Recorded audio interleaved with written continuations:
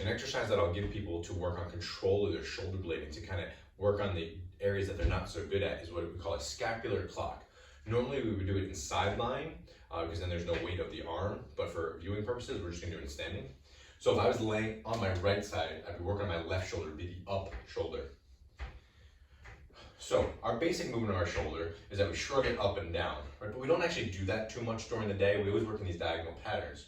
So instead of shrugging straight up and down, which would be like 12 and 6 on a clock, right? If we're thinking about a round clock, instead of 12 and 6, let's instead work on 1 and 7, right? So 1 would be up and slightly behind your ear, and 7 would be down like you're aiming for your front pocket, right? So it's still mostly an up and down motion. It's just on a slight diagonal, would be our 1 and 7. And then we could also do 11 and 5. So 11 would be slightly forward and in front of our ear, between our ear and our eye. And then 5 would be like I'm putting my shoulder blade into my back pocket.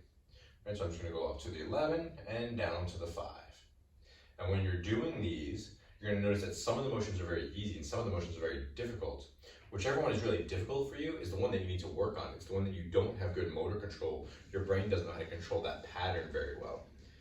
So, well, I primarily work on those slight diagonals, so not 12 and 6, but the slight diagonals of 1 and 7 and 11 and 5.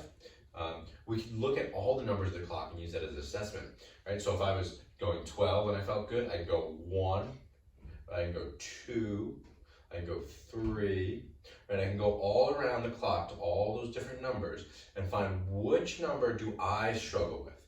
And if I notice that like, hey, I really struggle with this 8 or this 9, or whatever the number is, that's when you want to work on the most, right? Because we're trying to create a motor pattern to do it. So we do it in sideline, so you don't have the weight of your arm to do it. And we're using this clock idea as just a target of what are you aiming for so you can assess yourself and you can repeatedly try that motion to get a better pattern, to be more reinforced so your brain knows how to get there when it needs to.